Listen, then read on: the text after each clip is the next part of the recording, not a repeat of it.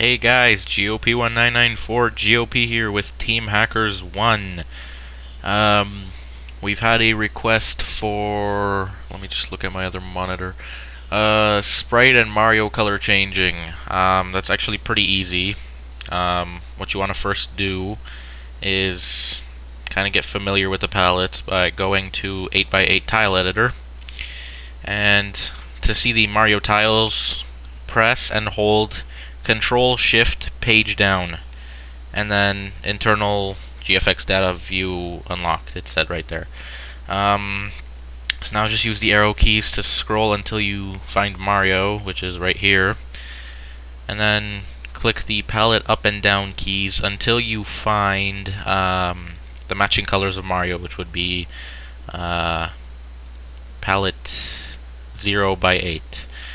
So once we have that number, we can go to the palette editor, which is the star button right here, and this pops up.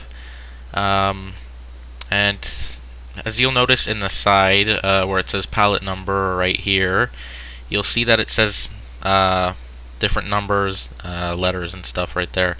So you want to scroll your mouse down until it says 8, where the palette number is, and that's where the palette for Mario is 8, as we saw in the 8x8 tile editor. So let's say I want to change Mario to a blue color. I'm going to change his outline color to dark blue, and then his interior colors, as you can call them, to light blue and similar to light blue, but not really. This is just an example. You can change it to any color you want, and then what you want to do is hit Save RGBs to ROM. Once that's done, you're set to go, and then you can just click OK on Palette Editor. You don't need to press Save since it's automatically saving for you.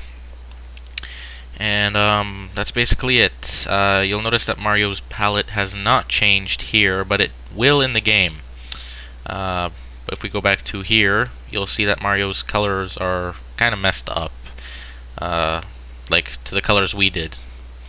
If you want to have like more experience-ish, better colors, then just change up some of these colors in here. Just gonna fix this up a bit, and yeah, there we go. Save RGBs to ROM. Okay, see, Mario is now blue. And I'm gonna show you guys in game how it looks like in a second. And also now how to change sprite colors. I'm gonna change the Rex. Wait, where'd my mouse go? There it is. I'm going to change the color of the Rex to a different color, but first, whoops, I'm going to find the Rex model tiles, in the 8x8 tile editor, and then I'm just going to scroll through the palette until I find the correct one. And in the bottom of the 8x8 tile editor, it says it's rendered with 0xb, or 0 times b, sorry. And then we can just go to the palette window and scroll our mouse down until it says B in palette number in the corner there of the window. Oh, it says right here.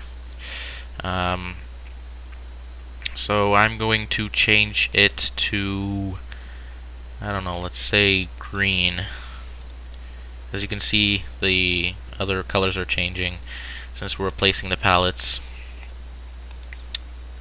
Click, and one more. Should be done. There we go. Now the Rex is green. Let me just fix this a bit. Let me make it a tiny bit darker. Okay. There we go. Now that looks perfect. So then just hit Save RGBs to ROM. And each time you do this, it saves colors to the whole ROM, not just for the level, for the whole ROM. If you want to do it per level, you want to click in Lunar Magic Level and Enable Custom Palette.